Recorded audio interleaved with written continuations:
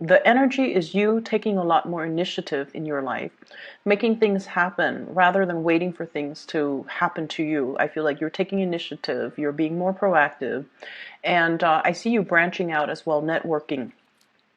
Momentum picking up, okay? It's like building, and it's going to snowball. And I feel like by the end of this year, you're going to feel really, really accomplished, and you're going to feel really happy about the direction and the trajectory of your life, especially in your professional life.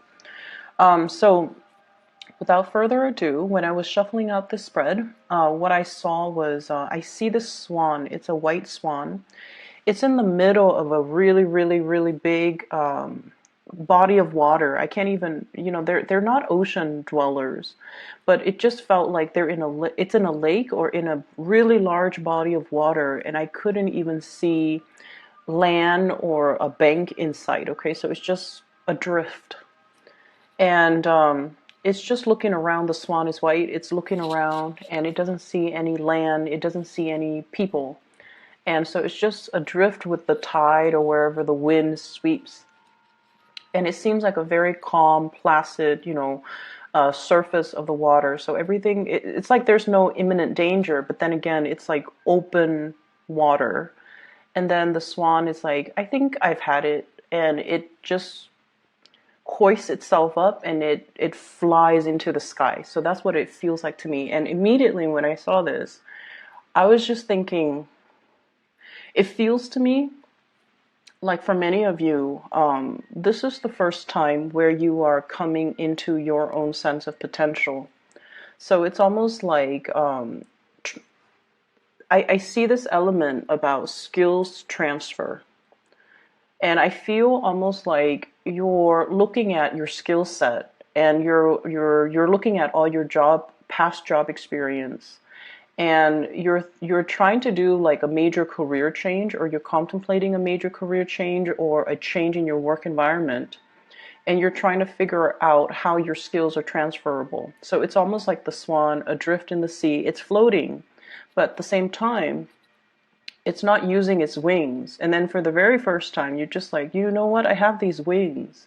Why don't I just fly? Why don't I find something else? Why don't I do something that is different, but more fulfilling, more in alignment with, whatever gifts, whatever endowments I already have. So I feel there's this element here about thinking about the trajectory or the direction of your life, and no longer feeling like you're just adrift in this big blue ocean. You're taking more initiative. You're being more proactive about, making decisions, but also moving yourself to a new place, and especially a higher ground. So that's what I'm seeing. What I'm also feeling as well is for the past 4 years, okay, for the past 4 years, I almost feel like you went through the motions. And for example, I'm seeing this. It's almost like I'm going to work for 2 years. I'm going to meet, somebody, and then I'm going to get married, and then I'm going to be a mother. So that's one scenario, and I felt that. And then for others, I'm going to do college. I'm going to go off, have like going through the motions, having some type of a plan kind of set out for yourself, for the past 4 years. And the 4 years have passed, and you're at this point where you need to formulate the next 4 years. That's what it feels like to me. You're working in spurts, and I feel like you do have a sense of like ultimately what you want, and you do kind of prepare for it and plan for it, possibly 4 years at a time. And as a result of that, you're kind of like at the end of that 4 year period, and you're trying to formulate and lay out the blueprint for yourself for the next few years. And that puts you in a very powerful position. But I also feel like the times are changing, and you're almost like you're intuitively picking up on that it might not be safe for you anymore to just be adrift in this lake. It's open land. I'm sorry, it's open water. You don't know what's really underneath, and you don't know how far it's going to take for you to get to shore.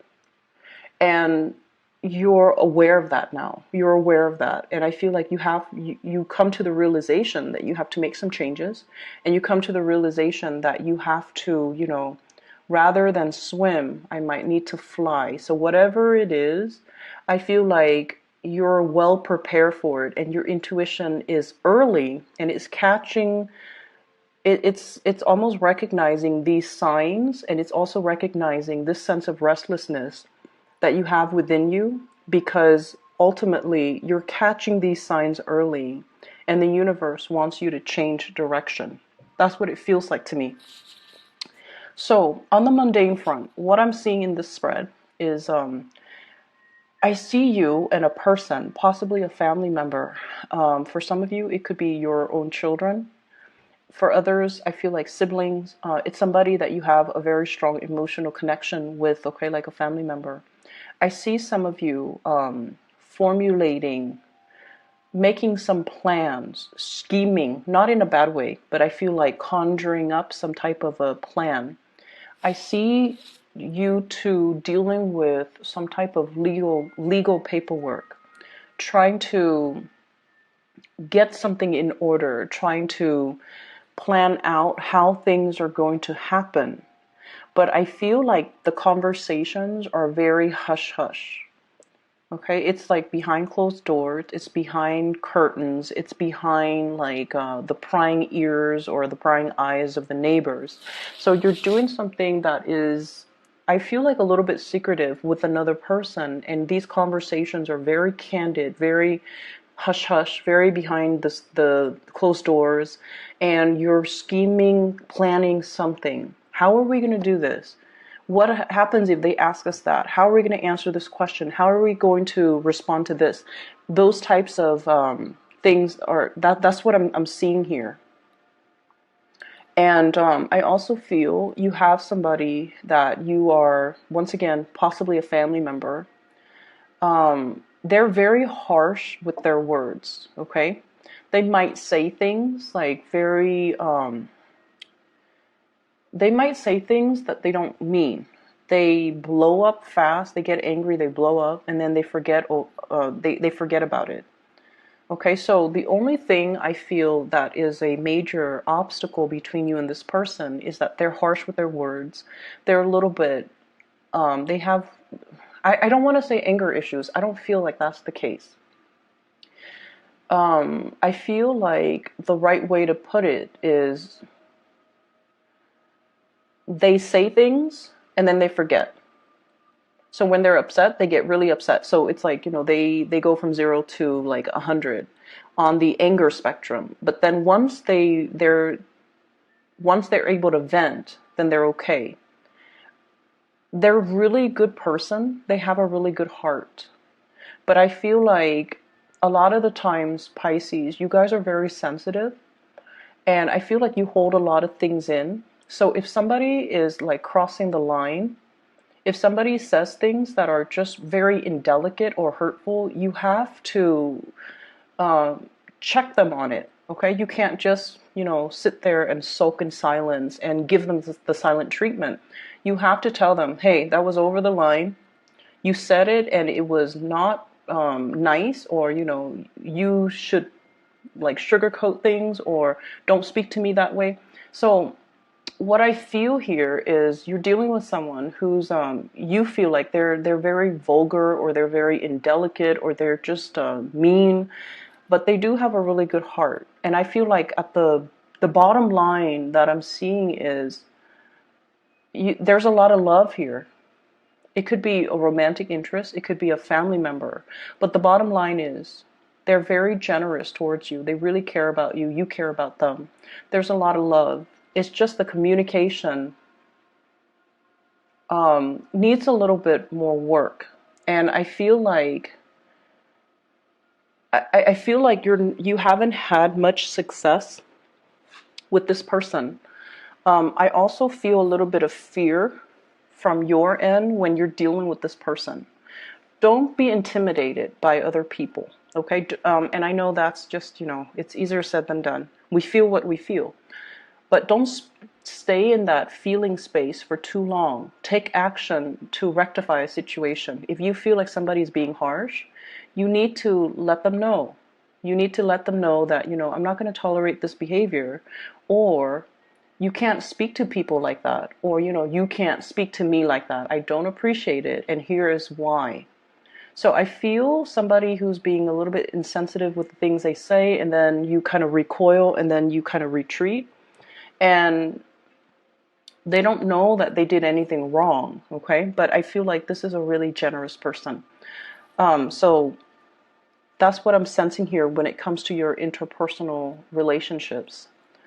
I see people having to, if you have animals like pets and whatever that you have that are animals around you, be careful about not leaving items like stray items out, because I see some pets possibly having to go in for an x-ray because they swallow something. And I feel almost like you have to transport them. So you have to take time off work. You have to deal with the hassle. You also have to deal with the worries and the anxiety that, your pets are like wondering what's wrong with them. And that goes as well for younger children. If you have younger children, if you have small animals, just be careful, or even big animals, that you're not leaving stray items, especially, those squeaky toys. I'm also seeing toothbrushes, toothpaste, just, toxic items or items that are chewable or swallowable. Just make sure you leave that out of, sight, because I do see this worry and anxiety as it relates to children, as it relates to animals. I'm also seeing here, for those of you who are in relationships, and this is not going to apply for all, but I'm seeing this element here about somebody like really making advances on you. And so here's what I'm seeing. And if it doesn't relate, it doesn't relate, okay? I feel like you might have been with someone, or you are still with somebody who really, really loves you. And they fought for you. Like they really made it known that they really love you. And everything was, all the actions, all the steps were taken from their end. So it just felt almost like you're swept along. It's like it happened in succession, and I feel like it was just kind of out of your control. Or you didn't take initiative in the relationship. They were just, through the sheer force of just really wanting you and really loving you, they move things along. And now, I don't know how long it has been that you're in a relationship with this person, but it feels now that you're looking at the situation and you're just like, you know what? I was swept along. I was not really making any, it felt almost like you weren't really an active participant in the quarantine, when we are taking stock of where we've been and where we're trying to go. Where you're just like, am I still really in love with this person? Is this the direction that I want my life to go? Am I still content staying in this? It's almost like having this sense of awakening that, wow, I'm, 9 years of marriage and 3 kids later, I felt like I've just been swept along. It felt like life was happening to me rather than me being able to actively carve out a path so that I can move along in my life. That's what it feels like to me. And so I also see this element about, being financially dependent on another person. It could be your partner towards you or you towards your partner. And things can get a little bit messy if you were to ever disengage and, separate or divorce. So that's what it feels like. You're coming into this major awakening. You're taking stock and you're trying to figure out, am I still happy? Is this what I want? Am I content? Is this what I want to do for the rest of my life? And so I feel like, you might have been adrift, like just going wherever the tides take you, not really steering your own boat, okay? Not being the captain of your own life. And I feel like coming into this week, and I know like I'm speaking, in terms of week, but the energy can blur into, the rest of the month. But what I feel is you're taking control. You're now steering yourself to a place of safety. And you're now taking charge of the direction of your life, charting your own path. On the road to discovery, even. For many of you, this can indicate to me travel, movement, moving away from a troublesome situation. And, it's almost like the dawning of a new day. We have here the Ten of Swords, which in this deck, whenever we come to a valley, it's a place where kind of like the heavens break open. There's that the strands or the beams of light kind of shine on that valley. It's almost like the dawning of a new day. It's a place of safety. It's a place of refuge, and being able to find people and safety and shore and land.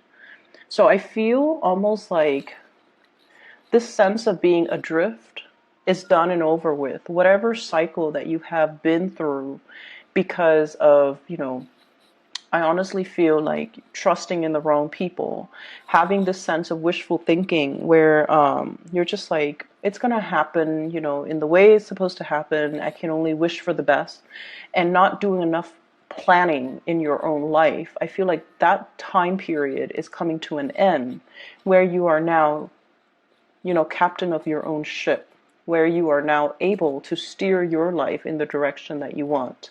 And I also feel for many of you taking a major, major, big leap of faith. Okay, so if you have been in a relationship, for example, you might be thinking about even, settling down, building a family, building a life together, focusing less on your professional life and then more on your emotional, romantic life, trying to cultivate that sense of family and community.